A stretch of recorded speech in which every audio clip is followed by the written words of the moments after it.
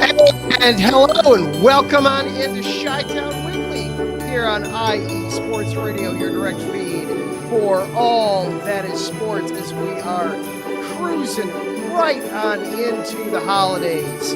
Lots to go over in the show here tonight. The Bears.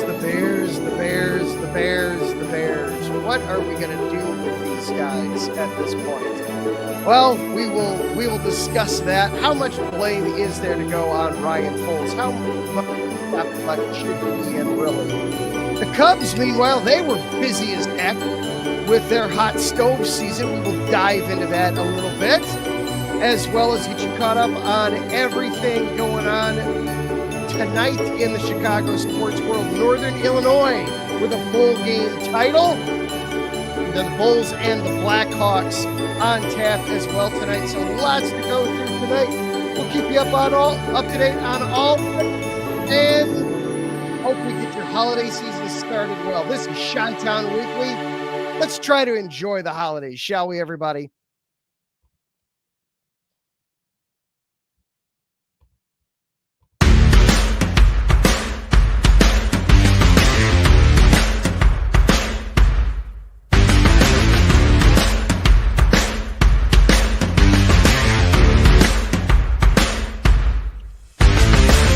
IE Sports Radio fans, this show is brought to you by Planet Jerky Premium Brisket Beef Jerky. Planet Jerky is the official jerky of the 2022 California League champion Lake Elsinore Storm, Single A affiliate of the San Diego Padres. This all brisket jerky has gluten-free options, contains no MSG, no sodium nitrate, is low in sugar, and high in protein. Go to their website at planetjerky.net and follow them on Instagram at Planet Jerky. Planet Jerky, the jerky that's on a whole other planet.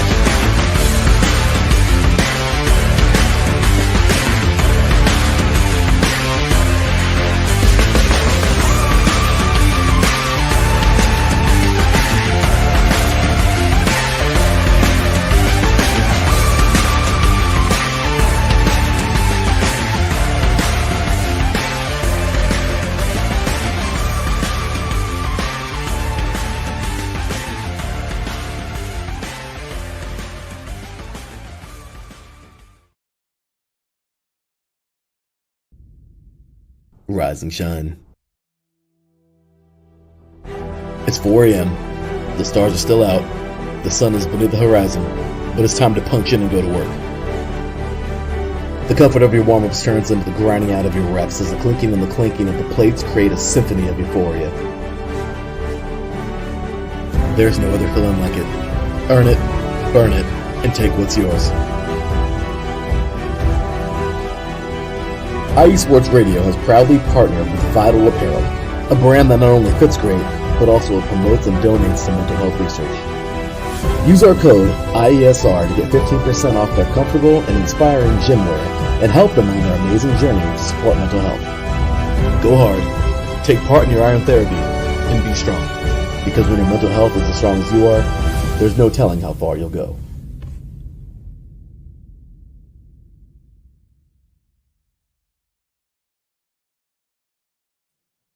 And welcome back into Chi-Town Weekly here on IE Sports Radio, your direct feed for all that is sports. Hope you liked the little bit different of an intro for the show tonight. When we get to the holiday season, I always like to mix that one in a little bit and have some fun with it. Try to give us a little bit of cheer going in. This show, like all the shows, of course, is part of the IE Sports Radio Network. You can follow along with the network on all the social media platforms, whether it's TikTok, Facebook, Instagram, YouTube, at iesportsradio.com. You can also go to the website, iesportsradio.com, where you can find out about this show and all the other shows on the network as well.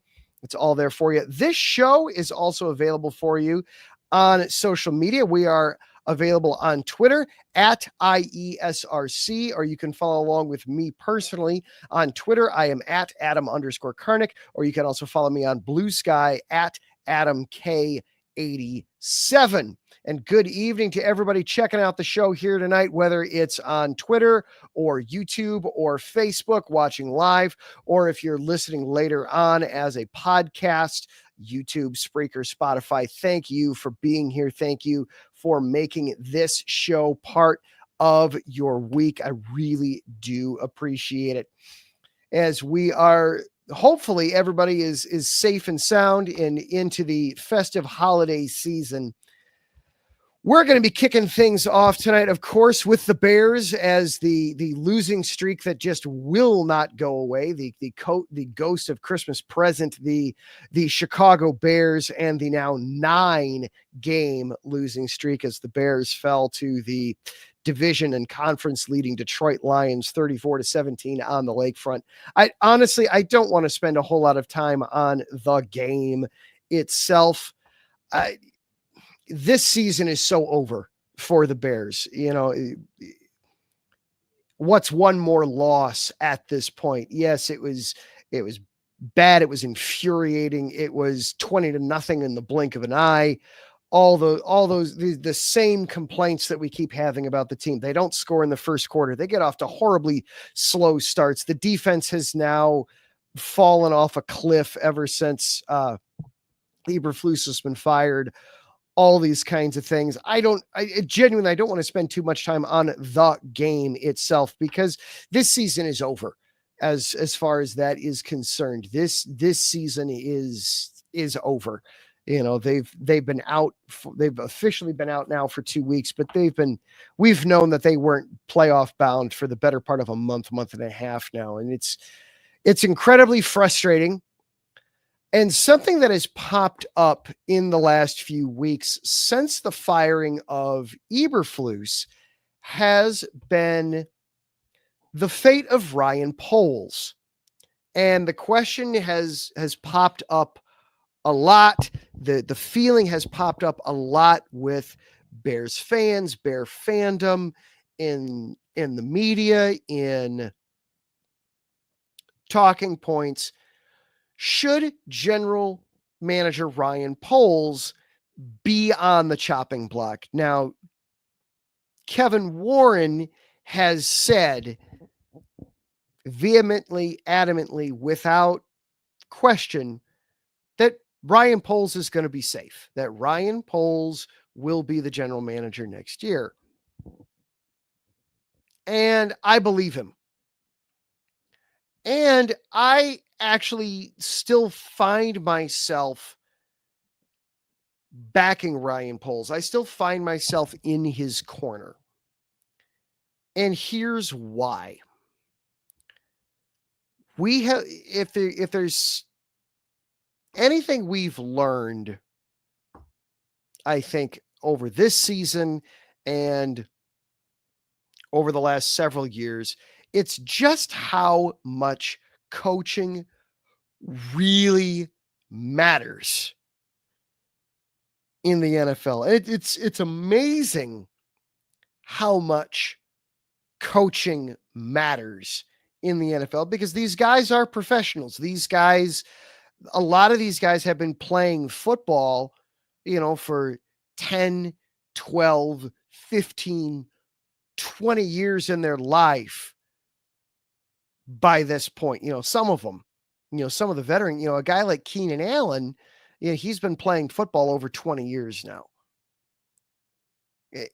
Maybe only professionally for 10 or 13 of those years, but, playing some kind of organized ball since these guys were kids, since they were 8, 10, 12 years old, some of them.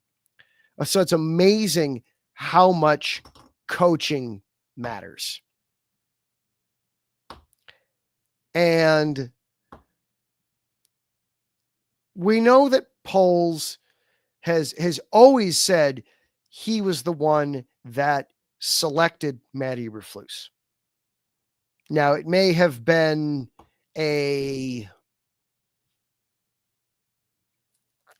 off of a pre-selected list, but he's always maintained that he's the guy that picked Eberflus.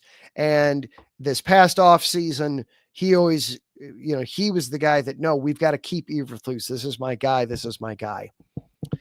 So you want to pick on him for that, pick on him for that.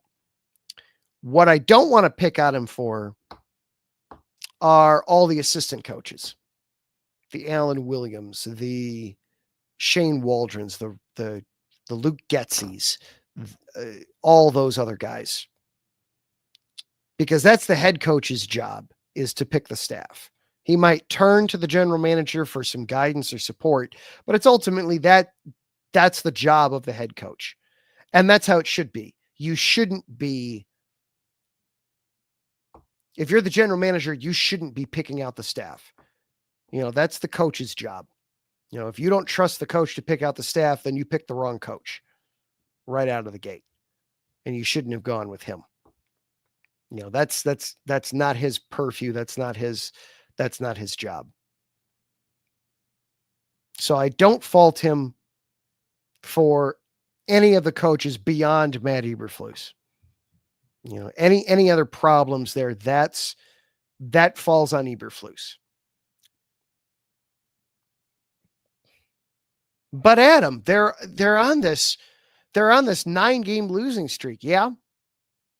Yep.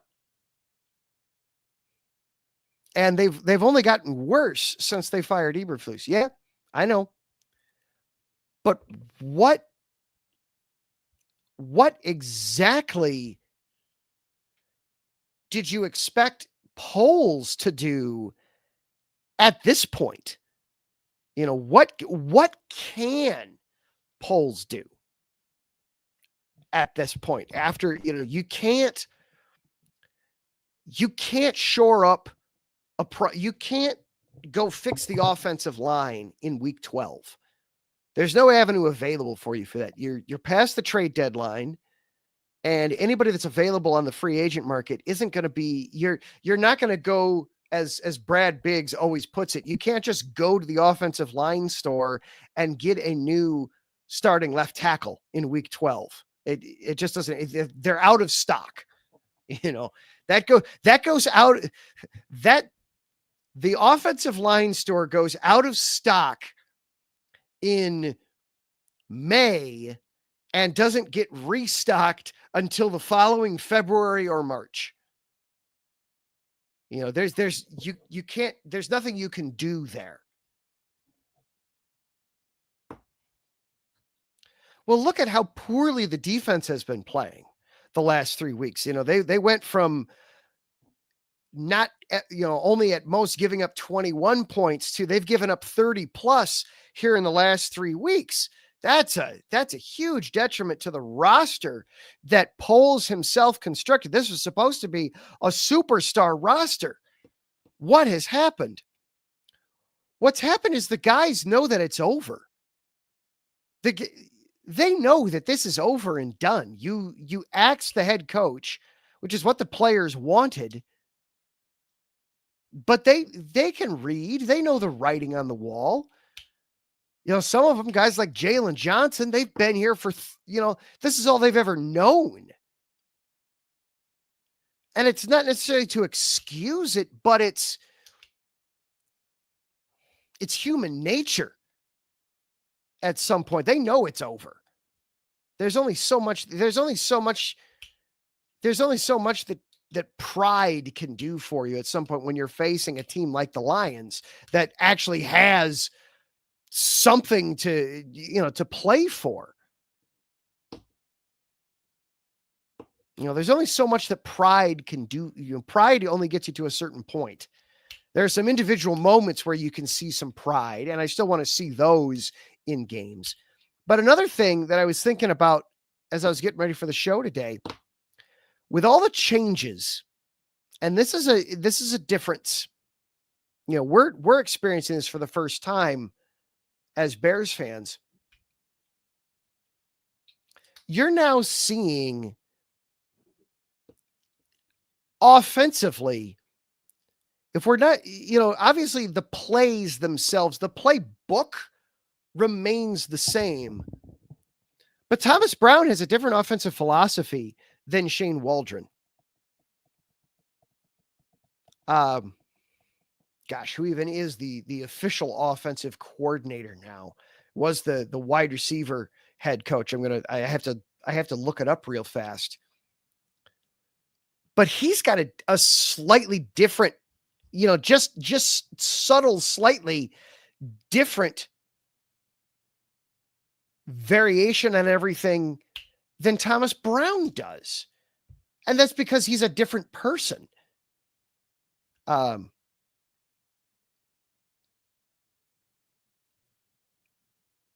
am I even looking at, there we go. Chris Beatty is a slightly different offensive mind than Thomas Brown, who is different from Shane Waldron. So yeah, we're going to see some slightly different, the plays themselves are going to stay the same. The ingredients remain the same, but your measurements are going to be different.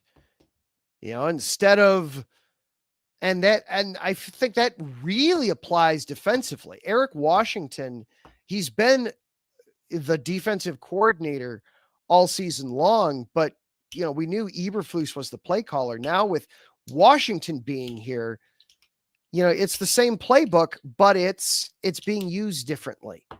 The recipes aren't the same.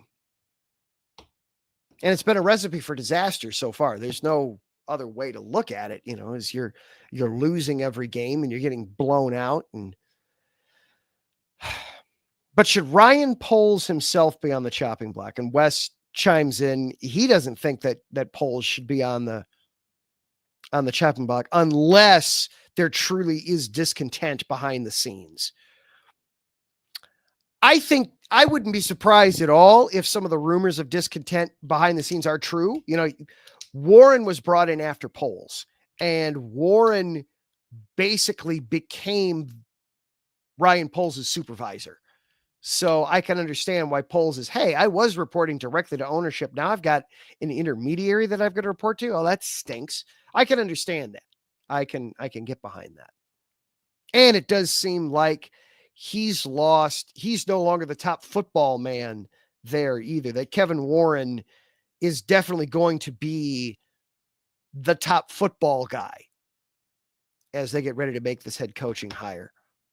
Oh, all the Ben Johnson gushing yesterday. Oh my gosh, all the Ben Johnson gushing. If he's the next head coach, great. Sure, go for it. He's easily the hottest coordinator. He was the hottest coordinator last cycle. He's the hottest coordinator this cycle. If that's who they wind up going with, great. I don't know that he'll necessarily be the answer. I don't have anything against him, but at this point, I'm so jaded by the process. We've seen, young, hot offensive coordinator. Gee, what does that sound like? Sounds like the current offensive coordinator of the Kansas City Chiefs. Maybe they should give him a call. Oh, wait, they did. That didn't work out so well. I'll say this, though. I'll say this on why I really think that ultimately Poles will be safe. If you were going to fire Poles, then you should have done it at the same time that you got rid of Eberflus. And here's why. You've given yourself this extra 5 weeks to get a jump start on hiring the next head coach, to getting all your ducks in a row so that unequivocally, here's who our guy is going to be. And Poles, according to Kevin Warren, Poles is the guy that's putting that all together. If you get rid of Ryan Poles at the end of the regular season because of the way the last 5 weeks went, there should be nothing that happens in the last 5 weeks of the season that makes you think less of Ryan Poles. There really shouldn't. There really shouldn't be. But if there is, then you've wasted the final 5 weeks where you got rid of Eberflus. You absolutely wasted all that time that you afforded yourself to get a jump start on getting this done and getting it done correctly, because now you've got to start all over. You've got to hire a general manager, and you've got to let the general manager make the choice for the coach, not pick for him. You know, unless you're having Ian Cunningham be involved in this coaching search, which by all accounts and all reports, he's not. I'll be honest, I don't really know what Ian Cunningham is doing. Probably prepping for the draft.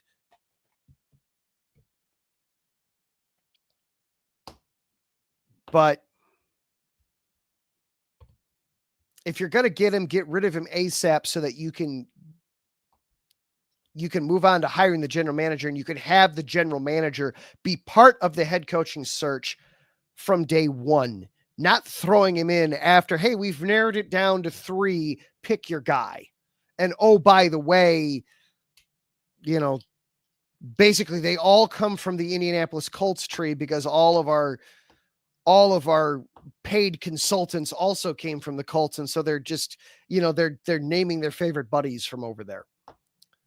You know, let the general manager be a part of the head coaching search from the ground up, not just at the final selection where he can become a scapegoat for you. So what does all this mean for Thursday night as the Seattle Seahawks come to town? I mean, of the 2 remaining games, this certainly feels like the more winnable of the 2, that if they're going to snap the streak, it's probably going to be this Thursday night. It's probably not going to be in Lambeau. You know, Geno Smith did play yesterday against the Vikings, so I would expect that Geno Smith will play this week against the Bears. I wouldn't expect anything less than that, though if Sam Howell does come in, obviously that'll be a benefit to the Bears. But Seattle is absolutely hanging on for dear life at this point. The Seahawks are technically alive as we look here. As we look here at the NFL standings. So you're going to get 100% effort from the Seahawks. They are a game back of the Rams. The Rams will play the Seahawks the final week of the regular season. And I'm looking real quickly when those 2 teams played each other. The Rams beat the Seahawks the first go around, and the Rams right now have the better division record. So Seattle, a loss for Seattle. They could still win the division and get in, but boy, they would need a bunch of help at that point. So you're going to get 100% effort from the Seahawks. We'll see if the Bears have any interest. We'll see if the Bears have any interest in playing this game. My guess is outside of Caleb Williams and maybe Roma Dunza, because he'll try to make up from easily his worst game as a pro yesterday. He's not going to have a whole lot of, not many other players in the team are going to have a whole lot of interest in playing on Boxing Day, the day after Christmas. All right, we're going to take for ourselves a quick little break. There's been a ton going on in baseball the last couple of weeks. The hot stove in Chicago has been ratcheted all the way up to 10. We have not been able to talk about it. I want to dive into everything the Cubs especially have been doing the last couple of weeks. So let's do that next, shall we? This is Chi-Town Weekly, part of IE Sports Radio, your direct feed for all that is sports. We will be right back after this.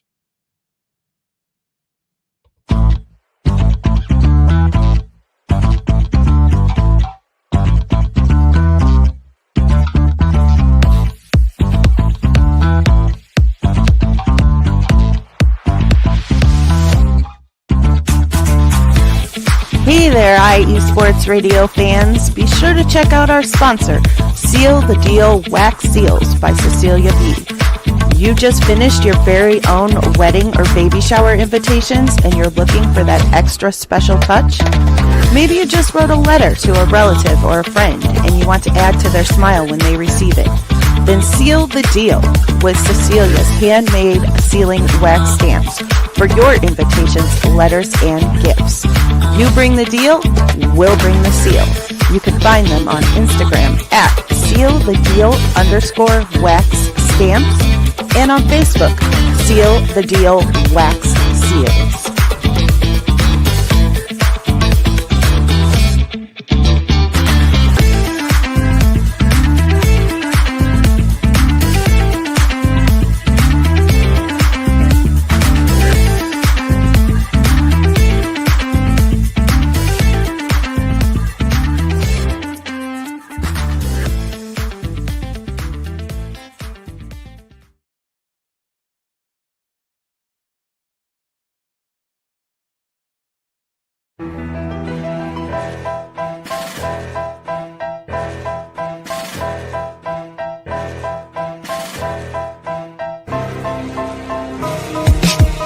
For the last 10 years, IE Sports Radio has been bringing you amazing content ranging from interviewing legendary athletes, coaches, and other authorized media personnel to building tailor-made shows dedicated to all major sports cities around the country.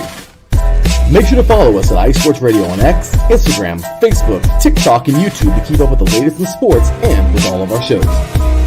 Also, make sure to check out our daily updated website at iesportsradio.com. At iesportsradio.com, you can see our daily show schedule and check out all of our show pages with personal bios to learn a little bit more about each of our awesome hosts. In addition to our show pages, you can catch the IE Sports Radio blog, Hall of Fame, Fans of the Month page, and our merchandise shop including t-shirts, tank tops, caps, long sleeves, hoodies, and more. For now over a decade here at IE Sports Radio, we've continued to be by the fans, for the fans, and we thank you all for your support and for making IE Sports Radio your direct feed for all that is sports.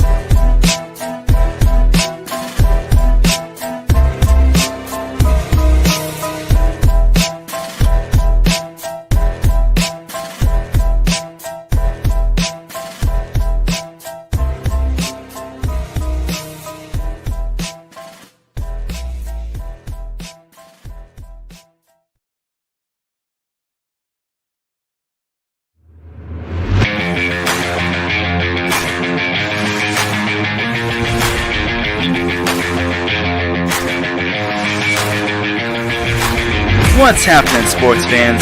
Are you a fan of Southern California sports? Are you looking for a show hotter than a hot summer day in California? Then look no further than the SoCal Supreme Sports Show, where I talk about all things Southern California sports. That's right, all sports teams from Southern California. From the hard-hitting tackles of the NFL, to the killer crossovers and big three-pointers of the NBA and WNBA, to the grand slams of the MLB, to the bone-chilling goals of the NHL, and to the booming kicks of the MLS. The SoCal Supreme Sports Show has it all for you. Oh, and let us not forget about the college sports as well. So join me, Taryn Rodriguez, every week here on IE Sports Radio, your direct feed for all that is sports.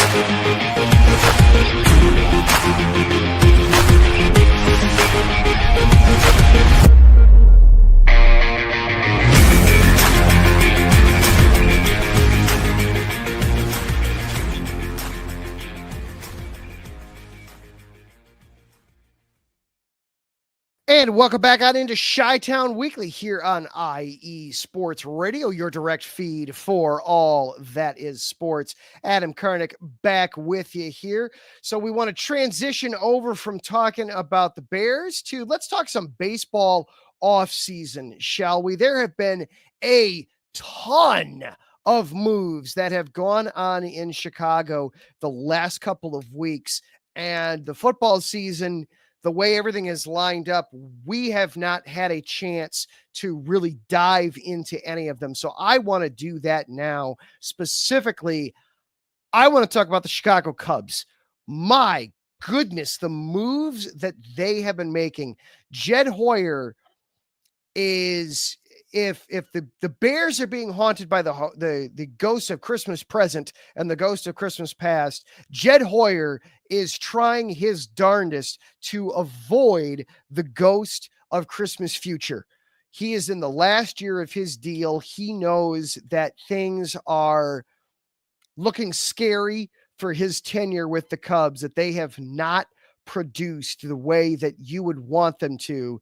And he is trying to do everything in his power to make this team better. He's not been afraid to move guys off of the major league roster. He has not been afraid to make some big splashes. There's a lot going on with the Cubs right now. I am liking it. I am here for it. Of course, the huge one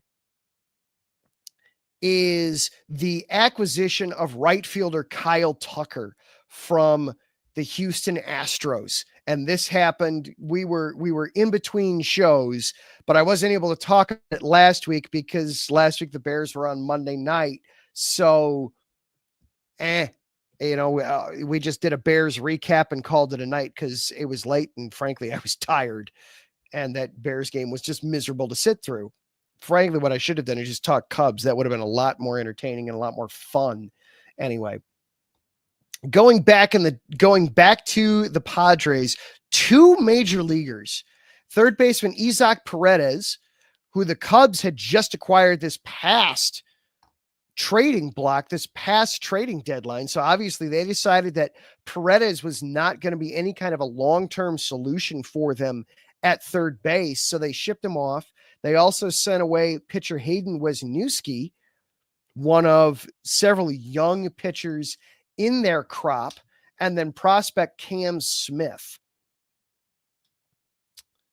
So Kyle Tucker, first of all, it's a very heavy major league trade. You don't normally see this many major leaguers all involved in a deal. 3 major league guys. Wes News has got options left. So, okay, I guess you could maybe kind of say he's a prospect, but he has spent a lot of time up at the majors already. So I certainly wouldn't feel comfortable calling him a prospect. To me, he is absolutely a major league pitcher.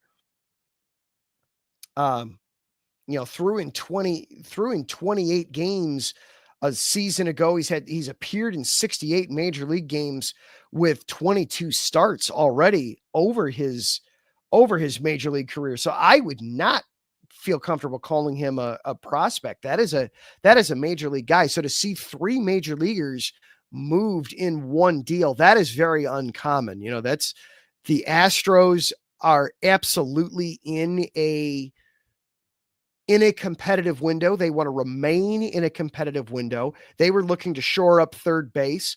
Paredes, with his offensive style, where he, just that extreme pull ball hitter, that should play fabulously well for the Astros there at their ballpark, whatever they're calling it now. It's that Minute Maid, whatever the heck it's called now.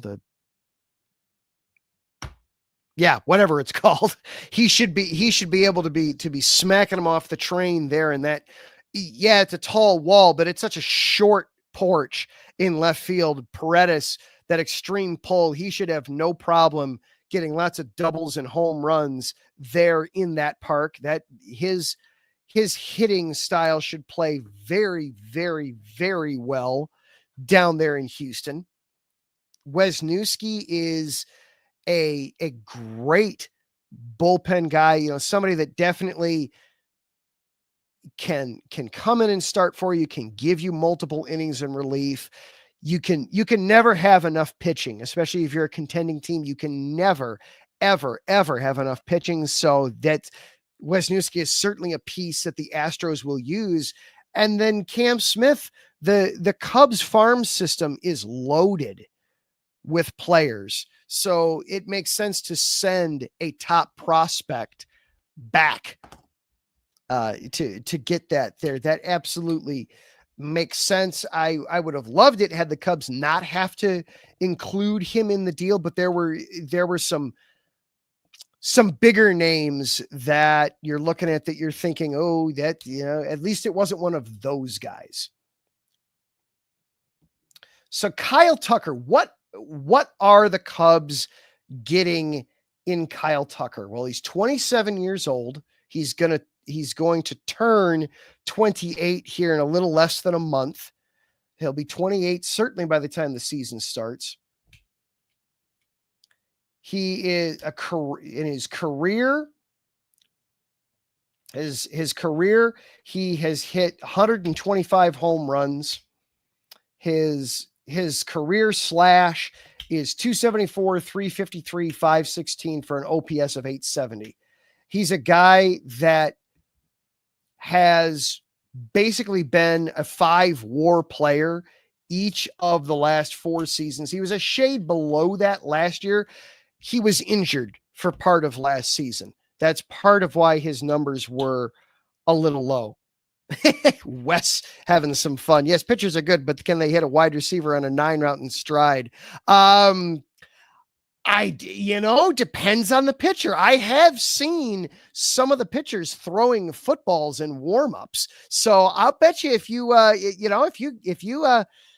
gave him a go route and told him just hit him, I'll bet you some of them could.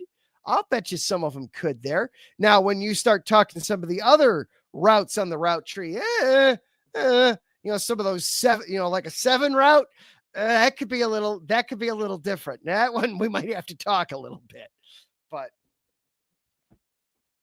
But Tucker, he's a solid offensive player. Only played in 78 games a season ago, was dealing with an injury, but the 3 seasons before that, he appeared in at least 140 games in each of them. So he hasn't had, that's not routine for him to be missing all that time. He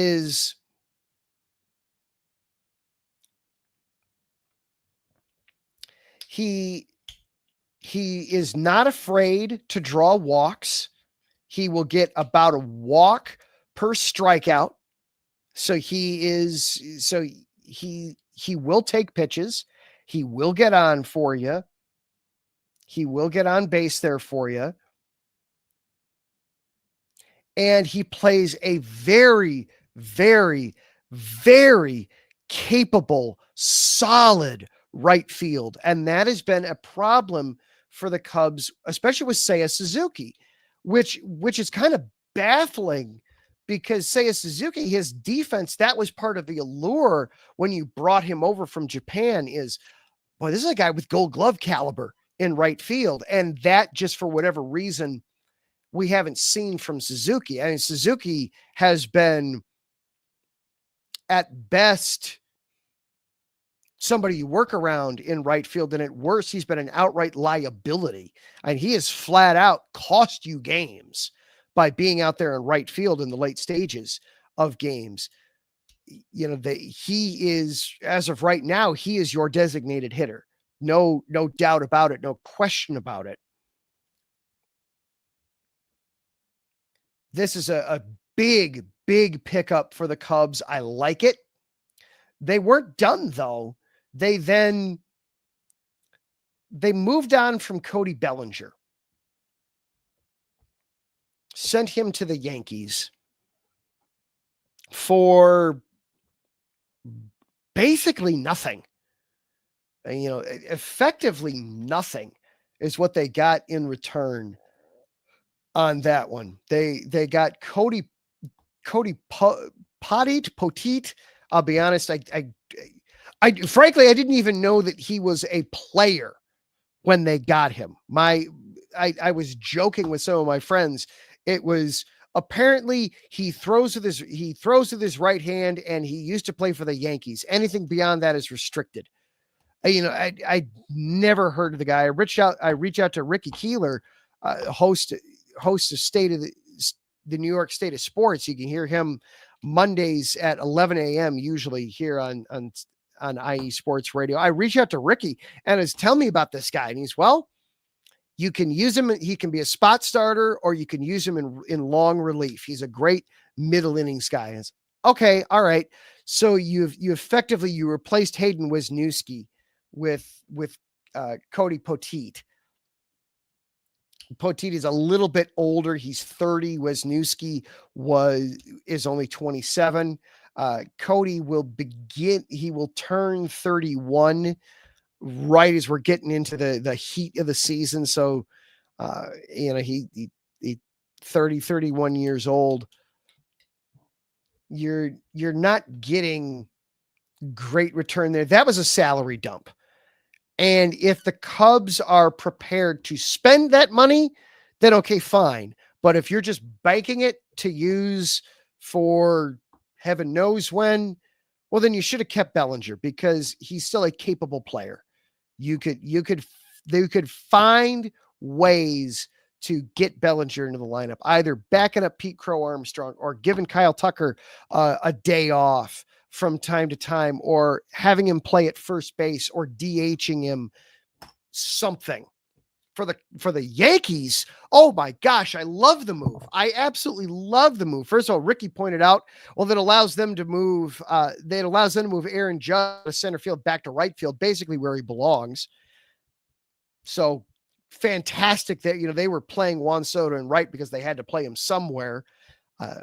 But that meant you were playing Soto out of position, and you were effectively playing Aaron Judge out of position. So Aaron Judge will be so much more comfortable in right than in center. And Cody Bellinger, especially as a center fielder, his bat is so much more valuable as a center fielder than as a right fielder. And with that freakishly short porch that they have in right field, in Yankee Stadium, oh man, Cody Bellinger is going to love playing there. Oh my goodness. He's going to absolutely mash in Yankee Stadium, and that park, the way that is lined up and set up, it's going to be great for Bellinger. For the Cubs, it was a salary dump. They were genuinely hoping that he wouldn't opt in to his extension, and then he did, and it was, oh shoot, we didn't want to actually have to pay him this money. Quick, who can take this contract off our hands? We really don't want it. And the Yankees worked it out. The Cubs are paying a little bit. I think it's $5 million that they threw the Yankees' way to help cover some of it. Okay, fine. That works out fine there. One other Cubs note there from a playing standpoint. Patrick Wisdom, their former third baseman, who they DFA'd this offseason, he signed to play in the Korean League. That to me was very surprising. That was a very surprising move on his part. I know Patrick Wisdom has not been great. He's been very in his when his bat goes cold. Oh my goodness, does it go cold? But I didn't think that he needed to necessarily go all the way to Korea. I would have thought that somebody would have picked him up. Now it could very well be that Wisdom looked at it as, you know what? Nobody's offering me a major league promised deal. I've made some money. I know that I can still play. If nobody's going to give me a major league deal, then why not? Why don't I go expose myself to a different culture? I've played with Korean I've played with other players from other cultures. Why not go over there and immerse myself there for a season? Maybe that's what he's thinking, but I was surprised to see him sign to go play in the Korean Baseball League. I didn't think that Patrick Wisdom necessarily would need to go to that extreme to find a team willing to take him. And then the other big news concerning the Cubs from a week ago. Sammy Sosa issued an apology. It's taken 20 years. The Cubs have had basically no relationship with arguably their most famous slugger of the last 40 years. One of their most famous sluggers of the last 40 years, I should say. The 2016, it's got a few of them on there. But a guy that for many years in the mid to late 90s and the very early 2000s, he was a big reason why you came out to Wrigley Field every day, was to go out to right field and watch this man hit home runs and play with the crowd in right field. And the Cubs had been adamant that Sosa needed to apologize for his role in the steroid era. And it finally happened last week. I felt like the whole thing was very obviously staged, because Sosa announced his apology, and then less than an hour later, you had an official statement from the Ricketts family welcoming him back and getting an invitation to Cubs convention next month. Wes commenting the last time that he really paid attention to baseball was when Sammy and McGuire were in that magical home run derby season where they were in 98, when they were making that run for Roger Maris in history. And I've seen a lot of people point out that, the players are the ones apologizing, but the teams benefited just as much from the steroid era as the players themselves did. Baseball was on the brink of irrelevancy in the mid to late 90s, because you'd had all the strikes, all the others, you'd had so many strikes, you lost a World Series, you had so many other sports pick up fans, and baseball was losing them. And then you had all of a sudden the long ball jump on, and teams were very willing to turn a blind eye until they just couldn't anymore, until it just was so obvious that they had to do something. So I have seen quite a few people point out the hypocrisy of making the players apologize while the teams just get to sit back and wasn't our fault. I felt like Sammy's apology was but it also, the whole thing obviously felt so staged because the Cubs team response came right after it. Okay, they've patched things up. They did what they needed to do in front of the public to save face, if you will, and now they move on.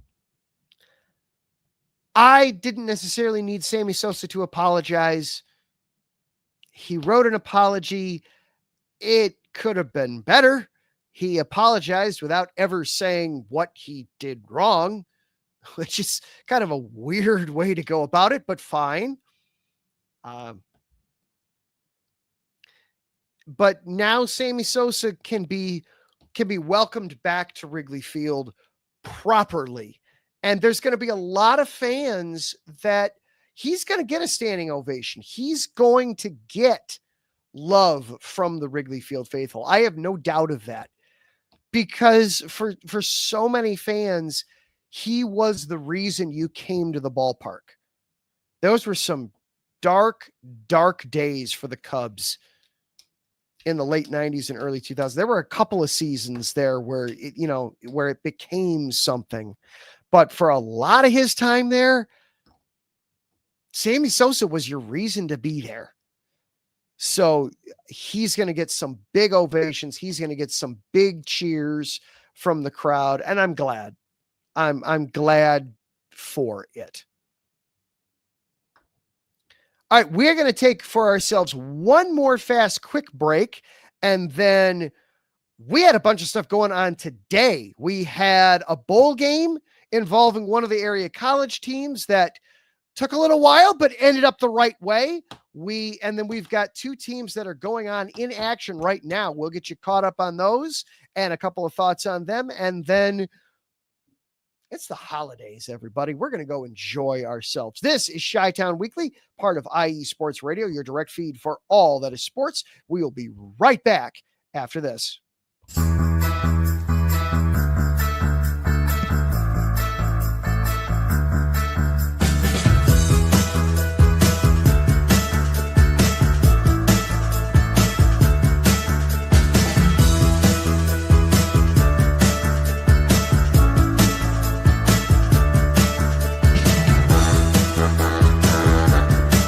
What's up, New York? This is Ricky K coming at you at the NY State of Sports, a new show here on IE Sports Radio, your direct feed for all that is sports. Listen to me every Thursday afternoon as we bring you the latest takes on the Yankees, Mets, Jets, Giants, Knicks, Nets, Rangers, Devils, and Islanders. Plus, you get some college hoops and what's the local sports events going on in the area. It's a state that never sleeps, so why not get the opinions and sports takes that never sleep? Again, every Thursday, 2 p.m. to the NY State of Sports. We'll see you then.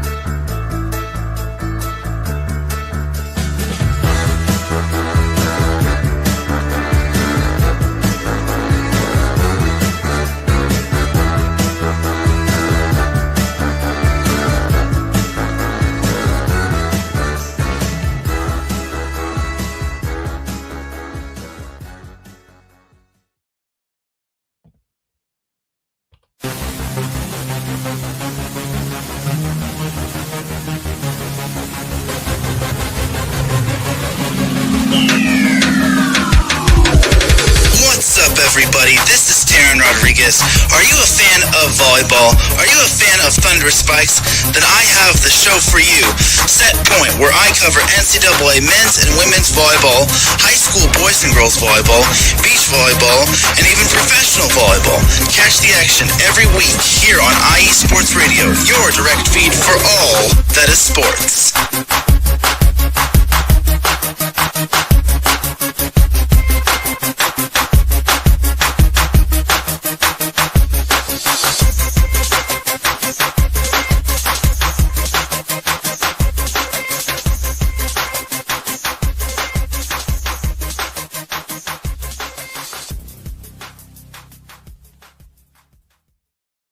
And welcome back into Chi-Town Weekly here on IE Sports Radio, your direct feed for all that is sports. One last quick segment. We're going to wrap around a little bit here. It has been a busy day in Chicago, and then we will get you off to your holiday break. First of all, we had a bowl game today.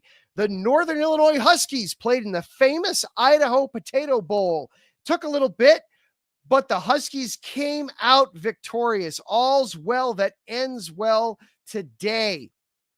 Took double overtime to get the game won, but Northern Illinois came out on top. It was 28-20, the final score in that game today against Fresno State. In that one, I'm trying to get the stats pulled up from it real quickly here. Sorry about that. Took on Fresno State, but won the game in that one, 28-20. So a big win there for the Huskies today. Get that double overtime win. Well done there. Double overtime, always exciting when it winds up going to double OT, but well done by the Huskies. Then we've got a couple of games going on right now tonight. The Bulls are playing right now against the Milwaukee Bucks, the NBA Cup champion Milwaukee Bucks, if we care at all about that. I'll be honest, I'm not sure that we do, to be honest. I don't blame the NBA for coming up with something like that. Sure, it's cool, it's great. Do something to try to mix it up, change it up. Okay, fine. I genuinely don't know that the NBA Cup, other than giving us some absolutely hideously disgusting floor paint jobs, I just don't know that this is a thing that's going to live. The Milwaukee Bucks tonight, it did look like coming into the game that maybe the Bulls would stand a good chance in this one, as Giannis Antetokounmpo and a couple other Bucks players weren't going to play tonight due to some health concerns. Well, with 3 minutes to go until the half, it is Milwaukee 57, the Bulls 40. So not looking great for the Bulls at the moment. Vucevic is having a hot night. He's got 14 points already on 6 of 8 shooting. So Nikola Vucevic having a solid night for the Bulls. Nobody else, though, really doing much of anything offensively. Jalen Smith has got 10 points as we sit here right now on 4 of 7 shooting. Nobody else for the Bulls has more than 5 at this point. Cody White just 2 of 6 for the floor. Zach LaVine 0 for 3 from the field. He's got 2 free throws. Ayo Dosunmu 0 of 5 from the field. Pat Williams has made a 3. Nothing else going on there. Buzelis has played 7 minutes. He's 0 of 2 from the field. So a lot of your big guys there have gone cold tonight. Not at all what you need or what you want going on for the Bulls there. And then the Blackhawks. The Blackhawks are making things interesting. Since last we spoke about them, they had their longest winning streak in several years. Since February of 23, they won 3 in a row. They then followed that up with a tough loss against Calgary. But they've got Peter Mrazek back. They seem to be taking to interim coach Anders Sorensen.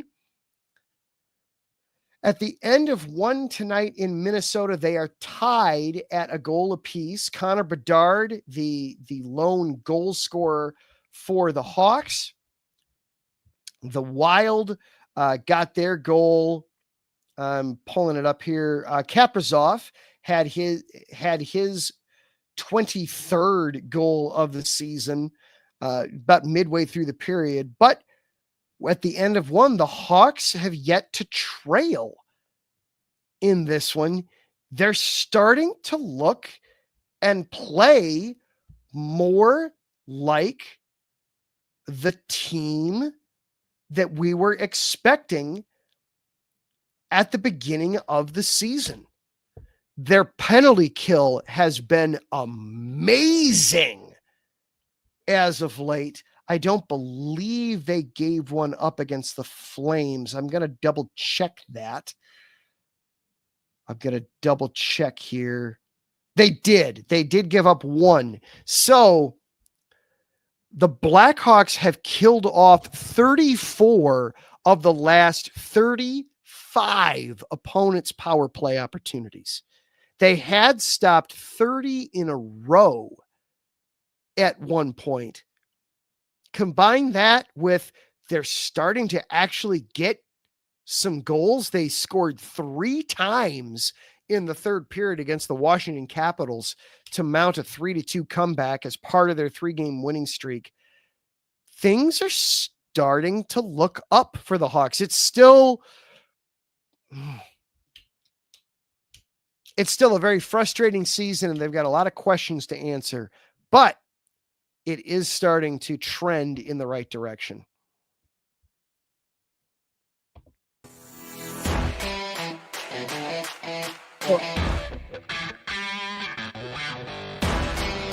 Some shout outs, some thank yous, and some happy holidays all around. First of all, thank you to our sponsor. We've got a few of them now. Planet Jerky, premium brisket beef jerky, the jerky that's on a whole other planet. You can place your order by going to planetjerky.net. Follow them on Instagram at Planet Jerky. Also, shout out to Vital Apparel, a brand that not only fits great, but also promotes and donates to mental health research. Go to their website and use the promo code IESR to get 15% off of your order on all gym wear. And then you can help them on their amazing journey to support mental health. Also, Steal the Deal Wax Seals. Find them at iesportsradio.com/Steal the Deal Wax Seals to place your order. You can also follow them on Instagram at Steal the Deal Wax Seals. Of course, thank you to IE Sports Radio for providing the platform by which all this is possible. Thank you also to Larry B., the czar and overlord of all things IE Sports Radio, for all the hard work you do behind the scenes, sir. It does not go unnoticed, nor is it unappreciated. Thank you also to Larry B. for hanging out in the chat, Wes Trueblood hanging out with us, Ralph Felice, and Karen Rodriguez. Finally, thank you, the listener, for hanging out with us, whether this was your first episode or you've been here for all 213 of these. Thank you for being here, whether you watch live or you listen later on as a podcast. Thank you, thank you, thank you. Thank you to the 225 of you that were watching live tonight, whether it was Facebook, YouTube, or Twitter. Thank you for being here. Happy holidays, Merry Christmas, Happy Hanukkah, all Kwanzaa, all the holidays. Best of health to you and yours. We will talk next Monday. Until then, be safe, be healthy. Have a great holiday week, everybody. We'll see you next time.